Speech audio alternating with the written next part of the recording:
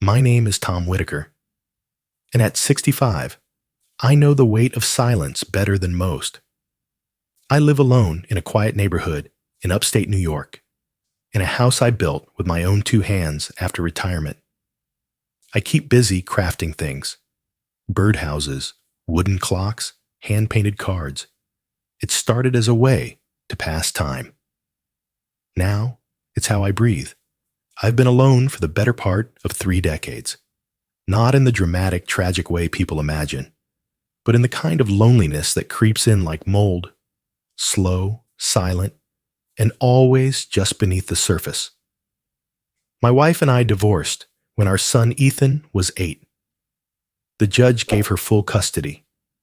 I got alternate weekends and a list of financial responsibilities. I followed it to the letter. Every check, every school supply, every birthday gift. At first, I tried to fight it. I begged to see Ethan more. I showed up to games I wasn't told about, sent gifts that were returned unopened. I remember one Christmas. Must have been the second year after the divorce. I made a toy plane from scratch, painted it blue, wrote his name across the wing. Never saw it again. Never saw a thank you note. Never even heard if he got it. People think that when a man disappears from his child's life, it's because he chose to. But it's rarely that simple. Sometimes, the door you keep knocking on has been bricked up from the inside. I kept writing letters. Short ones at first, then longer as I tried to explain myself. I'm sorry I'm not there more. I'm trying. I hope you're doing well in school. I'm proud of you. This is my number. Call me anytime. Each one was sent with hope and ended in silence. As Ethan grew older, the silence turned into distance. Then distance turned into a wall I couldn't see over. I sent Christmas cards every year, always handmade. Watercolor scenes of snowy cabins, sleighs, or a tree decorated with real pressed flowers. They were never acknowledged, not once, but I kept sending them. Why? Because I wanted him to know that I was still trying, that I hadn't given up, that even if he never opened them, I was still there. Somewhere. Now, at 65, my routine is quiet. I wake up with the sunrise, feed the birds outside my window, spend my mornings sanding wood or folding cardstock. My tools are old, but well kept. My kitchen table is stained with paint and glue. I rarely turn on the TV, except when the weather gets harsh. Winters are long here, but my hands stay warm with work. Sometimes, I wonder if Ethan even remembers the sound of my voice. Last year, a neighbor asked me if I had grandkids. I told her, maybe. She looked confused. I don't blame her. I don't know if Ethan ever married. I don't know what kind of man he became. I just know the boy I used to read bedtime stories to. The one who once called me his hero, stopped answering long before his voice changed.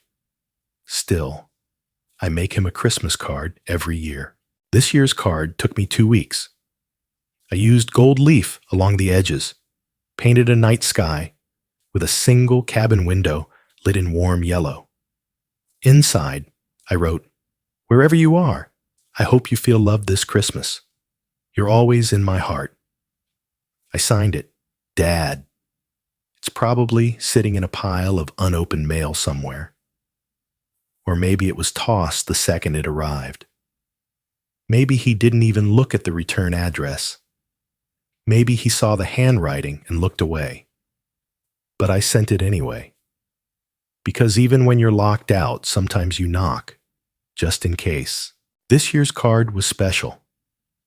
Not because it was more elaborate than the others, though it was, but because I dared to believe it might matter. I had spent weeks sketching, painting, layering textures. The scene was a snowy front porch with a father and son silhouetted in the light of an open door. I painted that light warm almost golden, as if the doorway was more than just an entrance. It was an invitation. Inside, I wrote, "To Ethan, wherever you are and however you feel, I want you to know I'm still here. Merry Christmas. Love, Dad." I signed it, added my number even though it hadn't changed in decades, sealed it with care, and walked it to the mailbox myself. 3 days passed, then a week. I checked the tracking number. Not that it mattered. Delivered. That was all it said. On the 8th day, a friend from my church group called. "Hey, Tom," she said gently. "I didn't want to bring this up, but I think your son posted something online. Someone forwarded it." My stomach dropped. I hadn't looked at Ethan's social media in years. At some point, I realized I was no longer his friend on any platform. But I still remembered his username. I typed it into the browser, hands trembling. There it was. A photo of a torn envelope, the kind I used for handmade cards. The caption read, "Someone still thinks they matter?" No name, no tag, but it didn't have to say more. I knew that handwriting. I knew that envelope. I stared at the screen until it blurred. He could have ignored it, tossed it, like he'd done before. But this was a public rejection. Not just silence, but humiliation. A quiet, brutal way of telling the world that I was unwelcome, irrelevant, unwanted. Still, part of me hoped it was a misunderstanding. Maybe someone else sent him something. Maybe he didn't mean me. So I texted him. "Hey, Ethan, I saw the post. If that was about the card, I'm sorry if it upset you. I just wanted you to know I was thinking of you." The message was marked as seen. That was it. No reply. The silence hit harder than the post. It's strange how something as simple as a blank screen can scream. I told myself not to spiral. Maybe he was just busy. Maybe he didn't know what to say. Maybe, but I knew better. 2 days later, I couldn't take it anymore. I needed to see him. I didn't plan to barge in, just maybe pass by his place, see if the lights were on, maybe catch a glimpse of his life, even if I wasn't part of it. I drove across town to the address I still had from an old envelope. A modest apartment complex, nothing fancy. I walked to the second floor, hands in my coat pockets, heart pounding. I knocked. No answer. I waited, then knocked again. Still nothing. Just as I turned to leave, the door of the unit next to his opened. A woman with a toddler on her hip stepped out. She looked at me curiously. "You looking for Ethan?" she asked. "Yes," I said, swallowing hard. "I'm his father." She blinked, then gave a polite, hesitant smile. "Oh, I didn't know he had a dad around." The words cut sharper than she meant them to. "I mean, sorry, it's just, he's never mentioned you," she added, shifting the child on her hip. I nodded. "That's okay." She paused, then offered, "He's not home right now. Usually works late. Try tomorrow." I thanked her, turned, and walked back to my car, knees suddenly heavier than they'd been that morning. On the drive home, I didn't turn on the radio. I didn't want noise. I needed the silence. It had become the language between us, and for once, I wanted to understand it. That night, I stared at the blank space where his reply could have been. I knew I should stop hoping, but I also knew I wouldn't. Not yet. That night, I lay awake long after midnight, staring at the ceiling, listening to the creaks of the old radiator. The silence was no longer empty. It was accusing. It repeated a question I had avoided for years, but could no longer ignore. Was I truly a bad father? Not just a father who lost custody, not just a man buried in work or overwhelmed by the collapse of a marriage, but one who, through action or inaction, had truly abandoned his son. Maybe Ethan was right to hate me. Maybe I had rewritten the past in softer ink so I could live with it. By morning, I knew there was only one person who could give me some kind of answer: his mother. I hadn't spoken to Carol in over 10 years. We'd exchanged a few formal emails about finances when Ethan was still in college, but that was it. No birthdays, no updates, no casual "how are yous." But I remembered where she lived. I wasn't sure she still lived there, but I got in the car anyway. The small white house on Hawthorne Lane hadn't changed much. The same wind chimes, the same cracked stepping stone path. I stood on the porch and took a deep breath before knocking. She opened the door, slowly. Her expression turned from confusion to caution the second she saw me. "Tom," she asked. "Hi, Carol. I'm sorry to drop in like this." She glanced behind her, as if checking who might see. Then she stepped outside and closed the door gently.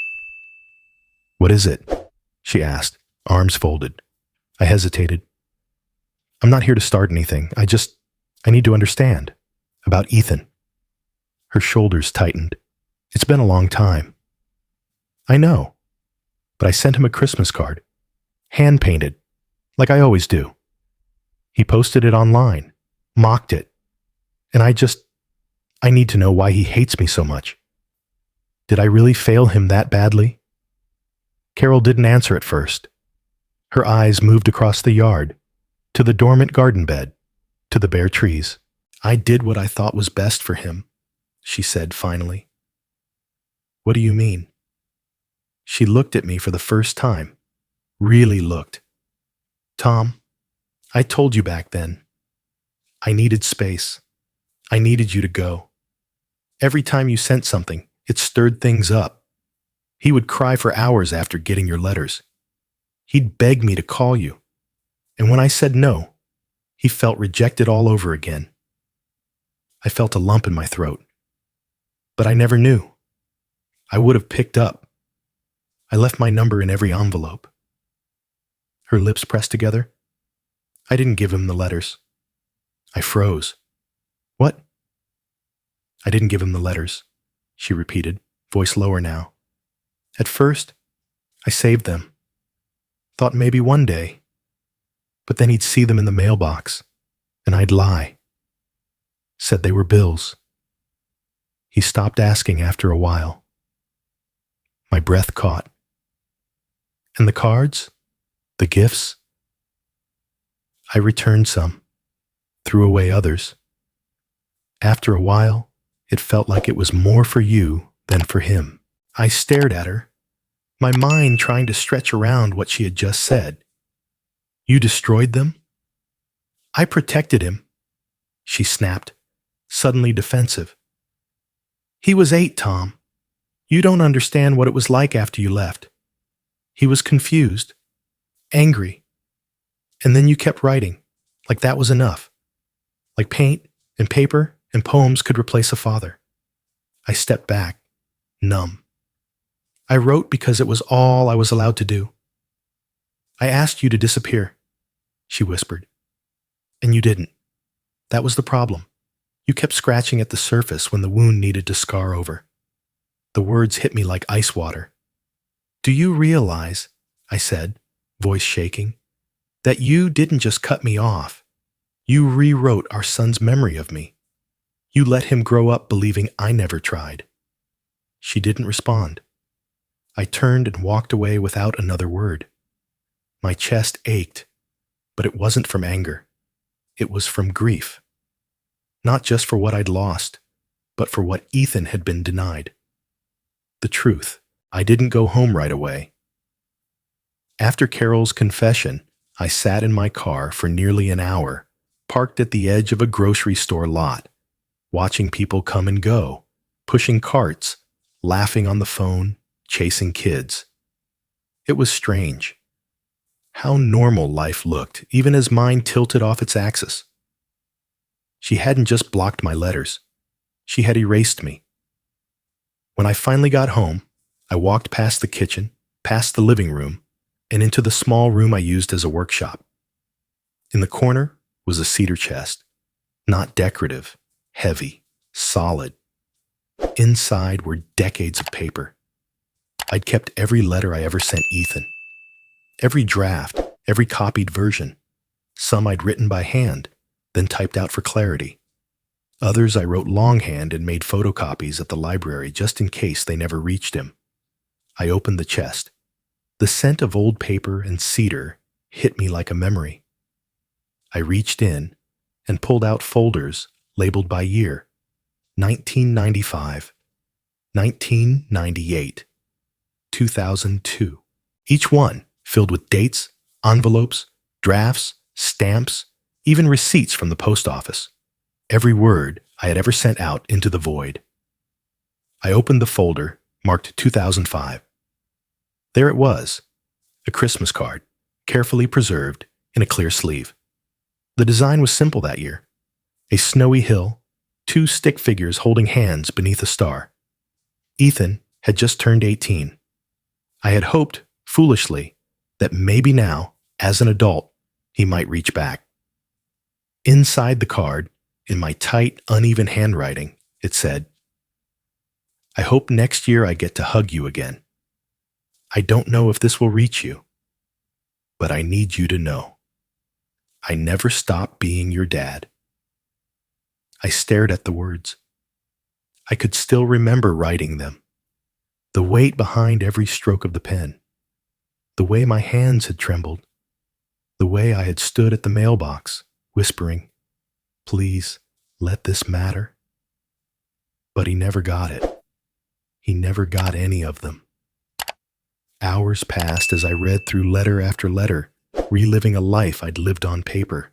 There were birthday notes with sketches, letters about my dog dying, about the time I quit smoking, about the first snow of the year. I wasn't trying to guilt him. I was just trying to let him know I was still out there, living, loving him from afar. That's when I heard the knock at the door. It was soft, unsure. I opened it to find a woman standing there, late 20s, early 30s.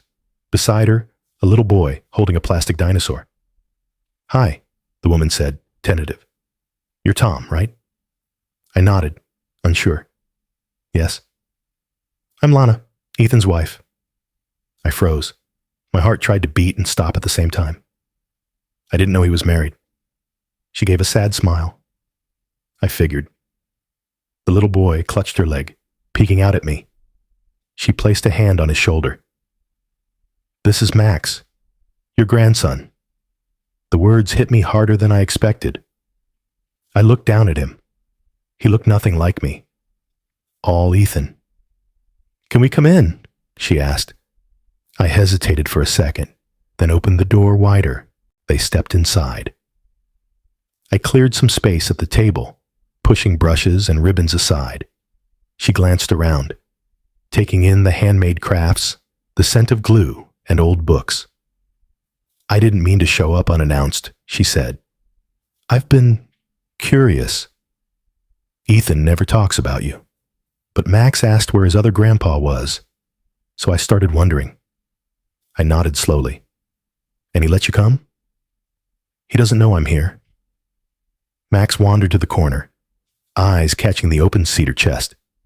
He leaned over it, fascinated by the colorful papers and drawings. Before I could stop him, he picked up the 2005 card. "Who's this for?"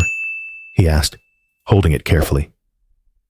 "That," I said, walking over, kneeling beside him, "was for your dad, a long time ago." Max tilted his head. "Did he like it?" I swallowed. "I don't think he ever saw it." He looked puzzled, then handed it back and went back to the dinosaur in his hand. Lana stood near the table, arms crossed. "You kept everything." "Every word," I said, in case someone someday wanted to know the truth. She was quiet for a long time. Then she whispered, "I'd like to read some of them." So I gave her the 2005 folder. She sat down and opened the card. I watched her eyes move, the crease in her brow deepen. When she looked up, her voice was shaking. He never got any of this? No. She placed the card on the table, carefully, reverently. You need to tell him. I shook my head. He's already decided who I was. I don't want to be the villain who tries to rewrite the past. She looked at me, firm now. You're not rewriting it. You're finally telling it. Lana didn't say much when she left. She hugged Max close and told me quietly, I'll be in touch. Her eyes lingered on the 2005 card, still sitting on my table, like a monument to everything I had once hoped would reach him. I wasn't sure if I'd ever hear from her again, but 3 days later, I did. She called in the late afternoon, her voice softer now, hesitant. I showed him one of the letters, she said. My heart kicked. And? He got angry, she said. Very angry. I closed my eyes. I didn't want to cause trouble between you two. You didn't, she said. The trouble was already there. This just brought it out. She paused, then added, He thinks it's a trick, that you wrote them recently, that you're trying to manipulate me. I sighed. I get it. I would have thought the same thing if I were him. I asked him, she continued, Are you sure your dad never tried? He got defensive, said, Of course I'm sure. My mom told me everything. He never called, never visited, just vanished. I could hear her struggling with it, the tug of war between loyalty and logic. I don't know what to believe, she admitted. I don't blame him, I said, my voice low. If I were raised on silence and bitterness, I'd believe the same. There was a pause. Then, quietly, Can I come back? Just me this time. I want to hear it all. From you. Yes, I said. Of course. That evening, she arrived alone. No Max. No storm in her eyes this time. Just questions. She brought a notebook and a pen, as if preparing for an interview, but ended up just listening. I didn't dramatize anything. I didn't plead or explain away my faults. I opened a folder labeled 1996 and read the letter I wrote when Ethan lost his first tooth, then one from 1999, when I had my first surgery and wanted to make sure he knew I was okay. A birthday card from 2002 with a hand-drawn comic strip inside because I remembered how he used to laugh at knock-knock jokes. Each piece of paper was a thread, and I handed them over one by one, letting her weave the story herself. She didn't speak for a long time. Finally, she asked, Why didn't you fight harder? It was a fair question. I was afraid, I said. Afraid that pushing would only make it worse. That if I tried to take Carol to court or demanded visitation, she'd cut me out completely. I thought if I stayed consistent, stayed present, even from afar, he'd know, eventually. Did you ever think about stopping? Every year, I said, but I never did. She flipped through a letter dated 2007. It was a long one. I remembered that year well. I had lost my job, almost lost my home, and still I found the strength to write him. I still keep your pictures on my desk, I had written. They remind me why I keep trying. Lana wiped her eyes. I know I can't force him to read these, she whispered. I don't want you to, I replied. I'm not looking to make him feel guilty. I just want the truth to be available, if he ever wants it. She nodded slowly. You're not what I expected. Neither is he, I said, almost smiling. Before she left, she asked me one final thing. If Ethan ever agrees to talk, what would you say? I thought about that for a moment. I'd say I'm sorry for everything he went through, and then I'd ask him to tell me about his life, because that's what I miss the most. She left without another word, carrying a folder of letters in her bag, and, I hoped, a little less doubt in her heart. Lana waited a week before bringing it up again. She told me later how carefully she timed it. After dinner, once Max was asleep, the TV humming softly in the background. They were folding laundry on the couch when she said, casually, "I visited your dad last week." Ethan didn't look up. "You shouldn't have." She continued folding, quiet. "I wanted to see for myself." He dropped a shirt into the basket with a little more force than necessary. "See what? If he really never tried? If he really didn't care?" Ethan's voice sharpened. "Why does it matter?" "Because you're angry," she said gently. "All the time, and it bleeds into everything. I needed to know if the anger was built on truth or just memory." He stood up. "I don't want to talk about him. He's not the monster you've been told. I don't care." "You should," she said, firmer now. "You're raising a son. Don't you want to be sure you're not passing down a story that isn't yours?" He didn't reply, just stared at her, breathing hard, the silence like a wall between them. Later that night, she asked him, one last time, if he would sit down with Tom. He said no. Not just no. He said it like a door slamming shut. Lana didn't push again, but she didn't let it go either. The next morning, she asked me if I'd be willing to talk on video, just to share some of my letters, to explain my side. Not to confront him, she clarified, just to tell your story. So maybe one day, Max will understand it too. I hesitated, then I agreed. She recorded me at my kitchen table, surrounded by envelopes, postcards, sketches, and faded paper.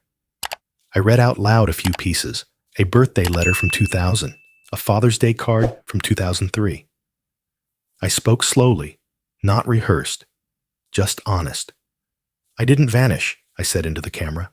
"I wasn't allowed in." When she was done, she edited it gently, added subtitles for clarity. No dramatic music, no commentary, just a man and his words. She uploaded it to a private parenting forum she belonged to, a group of mothers and fathers navigating complicated family dynamics.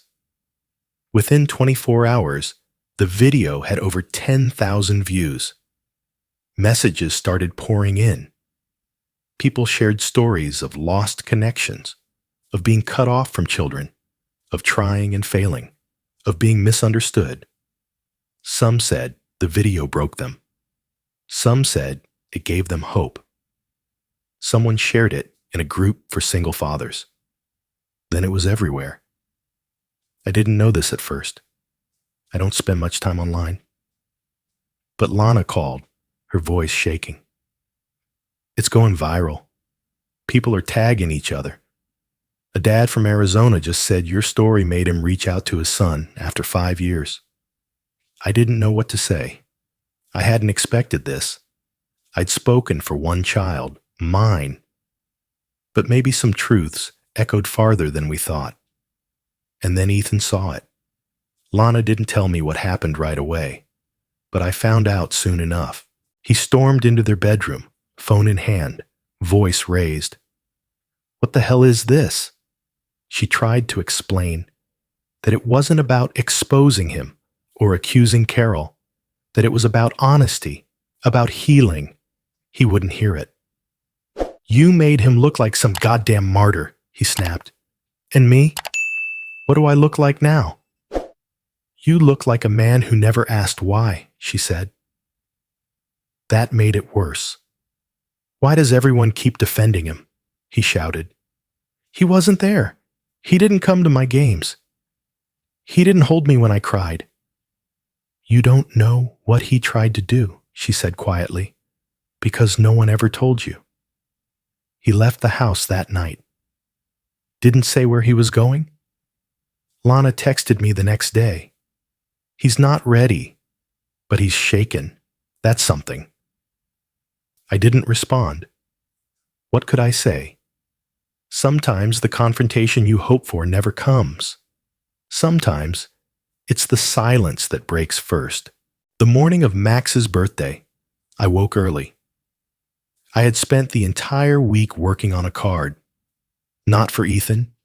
This one was for Max. But it wasn't meant to go through Lana. I was going to hand it directly to my grandson for the first time in my life. The card showed a grandfather and grandson walking hand in hand through a park. The boy was holding a red balloon. The man carried a toolbox, simple, gentle, full of hope. Inside, I wrote, "To Max, one day, I hope you'll let me show you how to build things. Until then, happy birthday. With love, Grandpa Tom." Then I added a second message, just below it, in smaller print. "Ethan, if you're reading this, thank you for letting me try, even a little."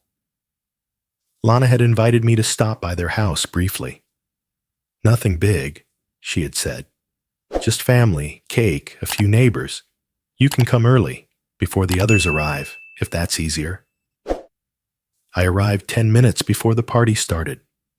My hands were shaking as I rang the bell. Ethan answered. Not Lana. Not Max. Ethan.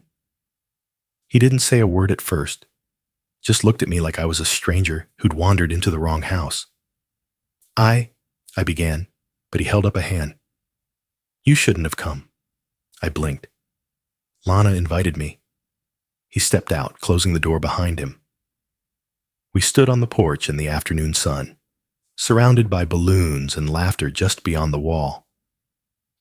"I didn't agree to that," he said coldly. "This is my son's birthday, not your redemption arc." I swallowed. I didn't come for forgiveness. I came to give Max this. I held out the envelope.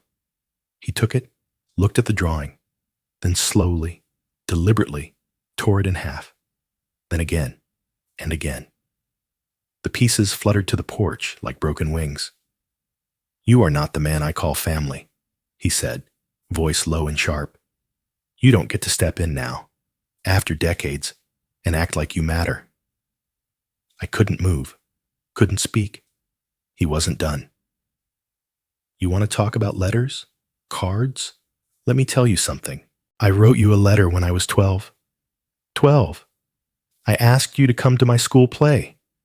I told you I missed you. I put it in the mailbox myself. I waited all week. You never came. You never wrote back." The words hit me harder than the torn card. "I never got that letter," I whispered. He laughed, bitter and disbelieving. "Sure you didn't." "I swear to you, Ethan, I never received it, not one word." "Convenient," he muttered, turning away. "You always have a story, don't you?" I reached into my coat pocket and pulled out a photo, the one I'd kept of him as a baby. I didn't hold it out, just looked at it. "I would have come to every play," I said quietly. "I didn't know. I was locked out." He turned back, eyes flaring. "You were absent, Dad. You were just gone. I needed you, and you weren't there." "I was trying," I said, "but I see now the trying wasn't enough." He shook his head, the anger still burning behind his eyes, and went inside. The door closed. The laughter resumed. I stood there for a moment longer, surrounded by torn paper, the weight of a 12-year-old boy's unanswered letter pressing down on me like gravity. Then I picked up the pieces, placed them gently in my coat pocket, and walked back to the car. It was the first time I stopped calling him my son in my thoughts. Just Ethan. The next morning, I drove to Carol's house. I didn't call. I didn't knock. I just stood outside, gripping the fence with both hands, waiting until she noticed me through the window. She opened the door slowly, cautiously. "What now, Tom?" Her voice wasn't cruel, just tired, like she'd been expecting this visit since the moment Ethan slammed that door in my face. "I need to ask you something," I said, "and I need you to be honest." She stepped aside, without a word, and let me in. The house looked smaller than I remembered. The furniture had changed, but the air still smelled of lavender and cinnamon, the same way it did when we used to bake Christmas cookies with Ethan in the early years. I followed her into the living room. She gestured for me to sit, but I stayed standing. "When Ethan was 12, I said carefully, "he says he wrote me a letter, asked me to come to a school play, told me he missed me." Carol's eyes flickered, just for a moment, a hesitation so small it might have gone unnoticed if I hadn't been looking for it. "I never got that letter," I continued, "but he remembers writing it, putting it in the mailbox himself." "He waited, Carol." She looked down, hands clasped in her lap. "What do you want me to say?" "The truth," I said. She exhaled slowly, like she was bracing herself against a wave. Then she stood and walked into the hallway. I didn't follow. After a minute, she returned carrying a cardboard box, dusty and weather-worn. She placed it on the coffee table, opened it without a word, and began digging through faded birthday cards, school art projects, photo negatives, scraps of a life Ethan had outgrown. Then she pulled out a small envelope, light blue, folded neatly, no stamp. She handed it to me. My hand shook, on the front, in childish block letters, to Dad. Inside was a single sheet of notebook paper, lined, torn from a spiral pad. The handwriting was crooked, uncertain, written in pencil. "Dear Dad, it's okay if you forgot my birthday. I know you're busy. But if you still love me, can you come to my play next week? I'm the tree. You don't have to bring anything. Just come. I'll be looking for you in the back. Love, Ethan." I read it twice, then a third time. 12 years old. 12. He waited for me to walk through that auditorium door. He searched the crowd for a face he believed still cared. He believed I would come if I loved him, and I never did. Not because I didn't want to, because I never even knew to try. I looked up at Carol. Her face was tight, unreadable. "Why didn't you send it?" I whispered. She crossed her arms. "He left it on the kitchen table. I saw it. I told myself it would only hurt him more to expect something that wouldn't happen. But I would have come," I said, my voice cracking. "I would have shown up." She didn't respond. "You kept it," I added. "All these years. Why?" "I don't know," she said. "Maybe part of me hoped one day it would matter." "It mattered that day," I said. "To him. And he waited. And when I didn't show, that was the final nail." Still, she said nothing. I folded the letter, placed it gently back into its envelope, and held it against my chest. No one cried. No one screamed. But in that quiet room, something broke anyway. I left without another word, and as I walked back to my car, I realized there was nothing more dangerous than a child's hope unanswered. I didn't sleep that night. The letter stayed on my kitchen table, unopened for the 100th time, though I had read it so many times I could recite it from memory. "If you still love me, can you come to my play next week?" I kept seeing Ethan in that auditorium. A small boy, dressed in green cardboard leaves, scanning the crowd with hope in his chest and nothing in his hands, waiting for a father who never arrived. I could explain. I could blame Carol. I could say I didn't know. All of it would be true, but none of it would matter. What mattered was that he waited, and I wasn't there. By dawn, I had made a decision. No more asking. No more defending. No more hoping he'd suddenly change his mind. I would stop trying to rewrite our history with apologies he didn't want. But I wouldn't let the truth die in silence either. I spent the next 2 weeks creating something I hadn't done before. Not a card, not a letter, a scrapbook. It started with the earliest things I had. Photocopies of the letters I mailed in the 1990s, handwritten birthday notes, scanned pages of a story I once wrote for Ethan when he was 5, drawings of dinosaurs we used to name together. Then came the proof. Receipts for every Christmas gift, postage confirmations from the post office, bank statements showing years of support. Not to prove I spent money, but to show I never stopped caring, even when I was kept out. I added every Christmas card, every photo I'd saved, even the envelope from the torn card Ethan had destroyed on Max's birthday.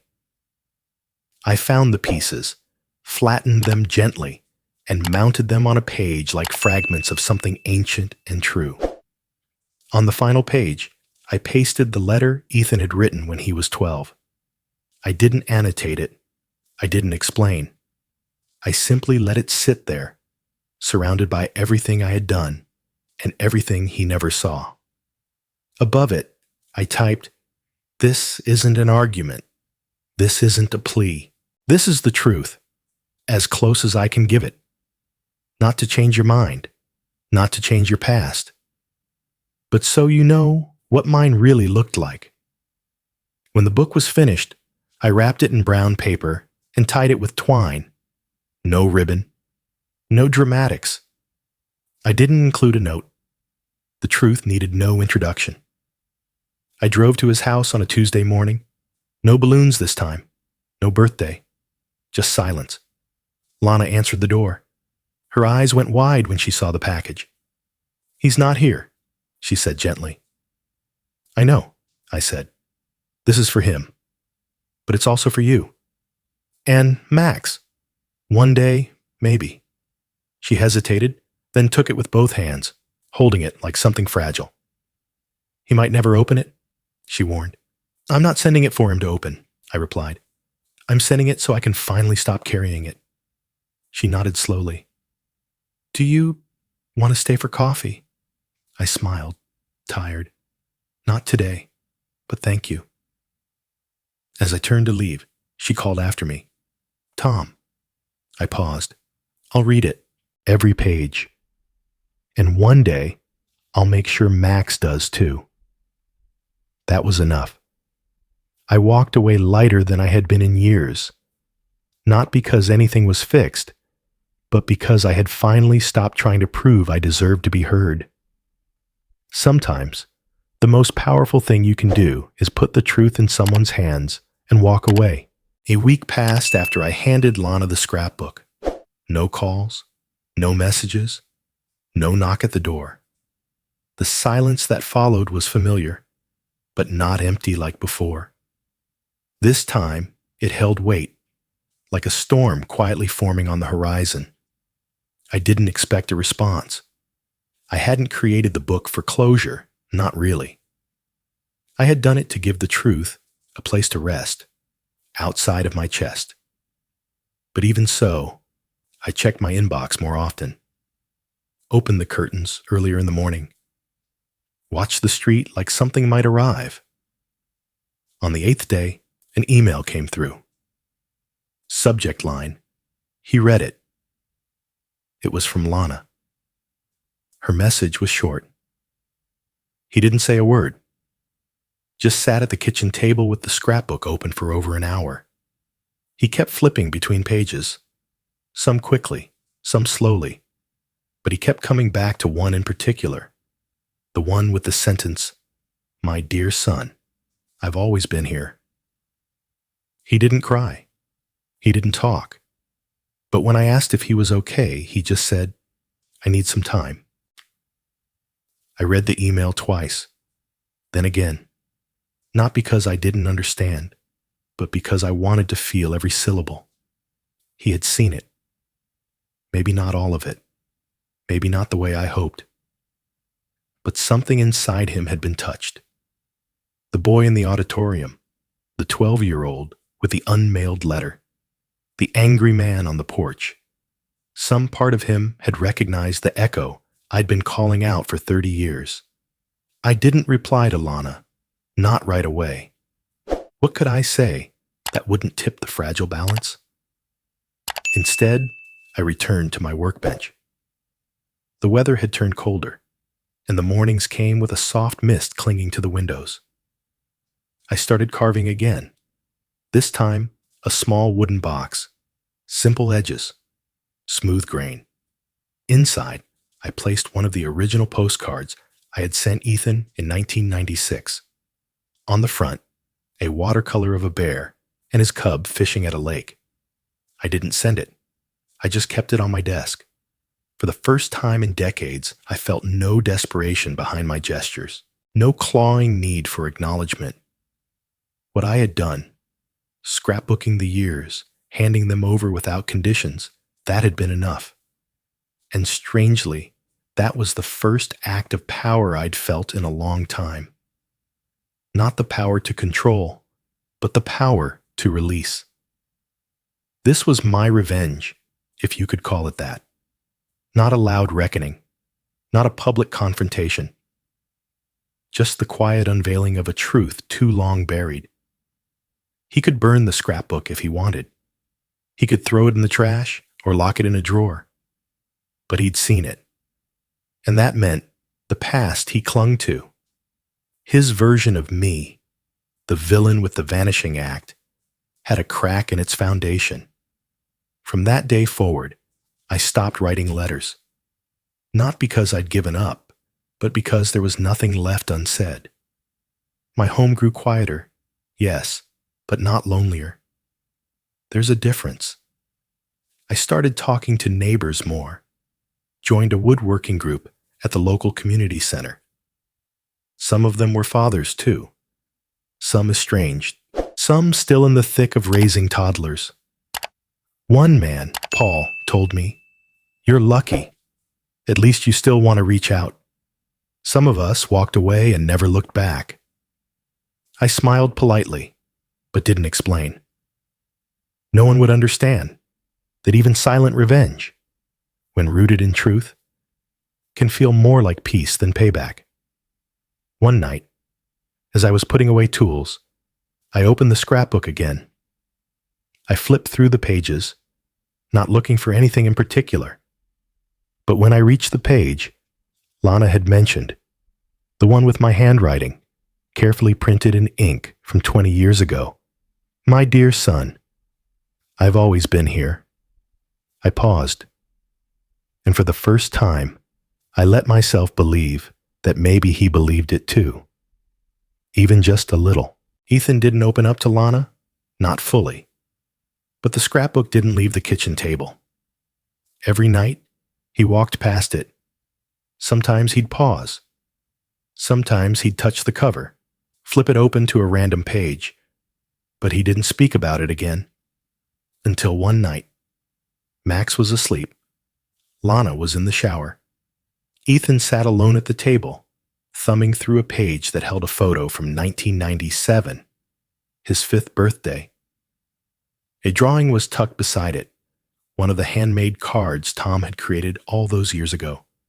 The drawing was of a robot, lopsided arms, too many buttons, smiling wide. And in the corner, written in tiny cursive, "I hope this one protects you when I can't. Love, Dad." Ethan froze. That robot looked familiar. Not just from the page, but from memory.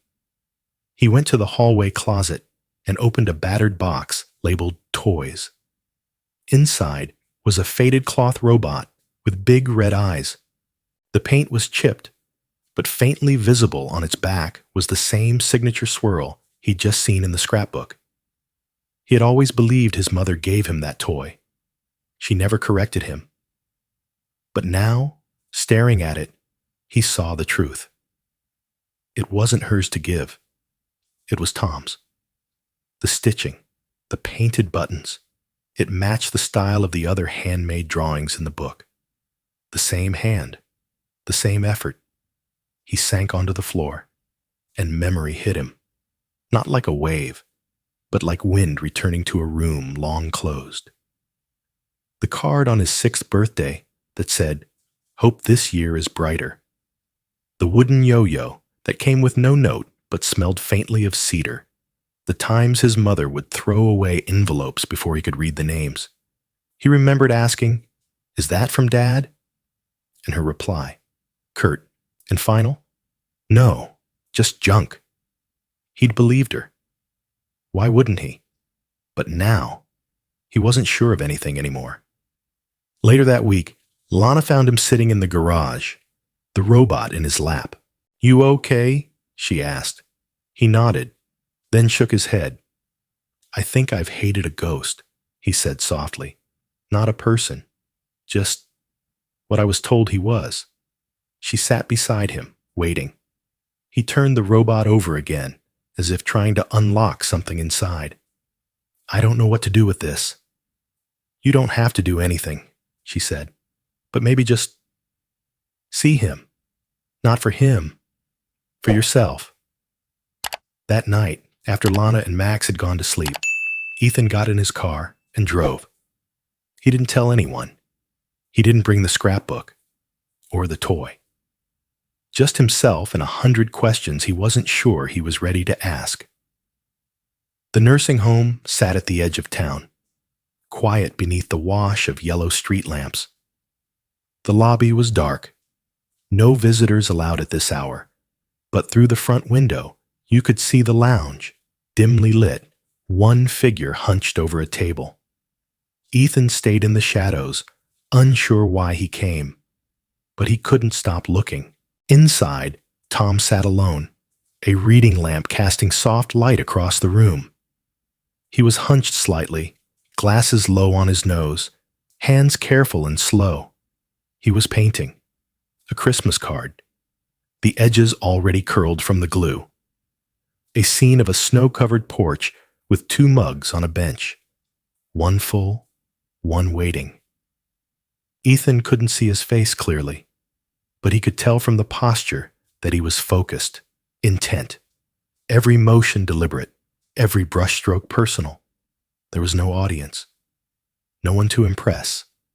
Just a man, painting alone in the quiet, because he didn't know how else to hold on. Ethan's throat tightened.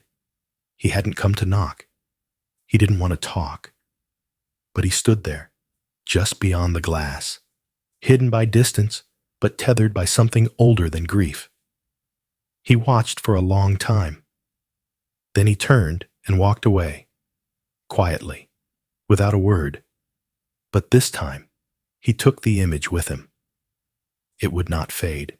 Christmas Eve arrived like it always did, slowly, then all at once.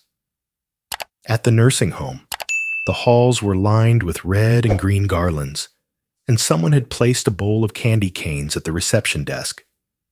A few of the residents had family visiting earlier in the day. Grandchildren with wrapping paper, children bearing casseroles, some just stopping by to say they hadn't forgotten. But by evening, it grew quiet again. I stayed in my room most of the day, pretending to read. My little tree stood on the dresser, its lights blinking softly. No ornaments, just a paper star I had made from a grocery receipt. I hadn't expected visitors. Not this year. Not after the silence. Not after the scrapbook. I told myself it was okay. At 70, you learn how to befriend solitude. I had made peace with silence. I had filled it with memory and routine, with brushstrokes and quiet rituals. Still, when dinner ended and I returned to my room, I felt it. The weight of another Christmas spent unseen. I sat at my small desk and pulled out a new card. Old habits die hard. This one was for no one in particular, just something I needed to do. It showed 2 rocking chairs on a porch, both covered in snow. One chair had a small wreath hanging from the back. The other held a mug. I didn't write anything inside. I just painted. Time passed. Then I heard it. A knock. Soft. Uncertain. I didn't move at first. I thought maybe it was a staff member. But the knock came again, this time, followed by a child's voice, muffled but clear. Mr. Whitaker? I stood and walked slowly to the door. When I opened it, I saw him. A boy, no older than 7, stood holding a Christmas card in both hands. His coat was zipped to the top, cheeks red from the cold. In his eyes, something bright, familiar. "Are you Tom?" he asked. I nodded. He extended the card. "My mom said I should give you this." I took it gently. Before I could ask, he spoke again. "She also said to ask if you were busy tonight." I blinked. He looked up, eyes wide. "Are you?" I opened the card. Inside was a child's drawing. 3 stick figures. 1 tall, 1 medium, 1 small, all holding hands. Above them, it said in uneven print, "Want to come to dinner?" I looked past him. And there, standing a few steps behind, was Ethan. No coat, just a sweater. Hands in his pockets. Face unreadable. He didn't wave, didn't smile. But when our eyes met, he gave a single, slow nod. Yes. That was all. I didn't cry. I didn't speak. I just nodded back. Then I turned to the boy, Max, and said, "You know what? I think I'm free." He grinned. We walked out together. 3 generations, side by side, no words between us, but something heavier and more honest than apology settling in the space. When we reached the car, Ethan opened the door. I hesitated. He didn't say anything. But as I stepped inside, I saw him glance at me, just once, not with forgiveness, but with recognition. And that was enough. That night, I sat at a table I never expected to see. I ate food made by hands I never thought would feed me. And I listened to laughter I had only ever imagined. No one made speeches. No one rehashed the past. But at one point, Max leaned over and whispered, "You can sit next to me next time too, okay?" And Ethan, from across the table, said, without looking up, "He's welcome anytime." That was our Christmas. No redemption story. No dramatic embrace. Just 3 chairs, finally filled. The weeks after Christmas passed quietly, but not like before. There were no grand gestures, no daily phone calls. Ethan didn't suddenly become someone else, and I didn't expect him to. But something had shifted, something small, subtle, and real. Lana began inviting me to dinner once a week. The first few times, it was awkward. We didn't talk about the scrapbook. We didn't mention the past. Conversation lingered on safe topics: Max's school, the weather, the new community garden Lana was helping start. But Ethan never asked me to leave. That alone felt like a miracle. One night, I brought over a small toolbox I had carved for Max. It had his name on the top in bold letters, and inside were plastic-safe tools I'd modified to fit his tiny hands. He opened it with a gasp and immediately asked if we could build something. Lana laughed. "What do you want to build?" He looked at me, eyes bright. "A robot." I smiled. "We'll need plans." The next week, he brought blueprints drawn in crayon. We began sketching, cutting cardboard, taping joints. Ethan watched from the kitchen table, reading the news on his phone, pretending not to pay attention. But I saw the corner of his mouth twitch when Max shouted, "He walks! Look, Daddy!" Each visit, Ethan said a little more. Small things, polite things. But the chill in his tone was gone. The door had opened, not wide, but enough. One night, while Max was brushing his teeth, he looked at me across the table. "I read the whole scrapbook," he said quietly. I didn't speak. He added, "Some pages more than once." That was it. That was everything. We left it there. Weeks turned into months. Winter melted into spring. I still lived in the nursing home, but Lana offered to pick me up for Sunday dinners. Sometimes I brought dessert. Sometimes I just brought stories. Then, one afternoon, Max asked me the question I hadn't prepared for. We were sitting on the porch, sunlight pouring through the trees, his robot sitting beside us on the step. He looked up and asked, "Grandpa, what did you used to do? Like, for work?" I took a breath. "I used to fix things," I said. "Engines mostly. Big machines, small machines, stuff other people thought was broken." "Like a mechanic?" he asked. "Exactly," I nodded. "I had a garage for a long time." He thought about that, then asked, "Did you ever fix something really hard?" I looked at him. Then I glanced inside, through the window, where Ethan sat on the couch, reading a book, one arm resting around Lana's shoulder. I smiled. "Yeah," I said, "once. It took 30 years, but I fixed something I thought was gone for good." Max grinned. "Cool." He turned back to his robot and asked if we could paint it gold. Inside, Ethan looked up, met my eyes through the glass. He didn't smile, but he didn't look away. I sat by the window of my room at the nursing home, early December light stretching across the floor in pale gold streaks. Snow had begun to fall again, soft, steady, like it had every year for as long as I could remember. But this year, it felt different. Max's robot sat on the shelf beside me, now painted gold just like he'd asked. A small pine tree blinked from the corner, dressed in paper ornaments we'd made together the week before. And on the desk in front of me lay a blank card. It was time. Not to send another letter into silence. Not to explain anything to Ethan or Lana.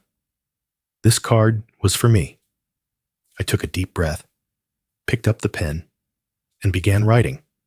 Not to ask, not to apologize. Just to say goodbye to the weight I'd carried far too long. "Dear Tom," I began, "you did not fail. You did not abandon. You did not stop trying. You did what you could with what you were given. And when it wasn't enough, you still kept showing up. Forgiveness doesn't mean forgetting. It doesn't mean pretending none of it hurt. But it does mean choosing not to carry what no longer belongs to you. You forgive not because they deserve it, but because you deserve peace. You are allowed to heal. You are allowed to move on. You are allowed to be proud of the man who never gave up, even when no one was watching." I signed it. "With grace, always, Tom."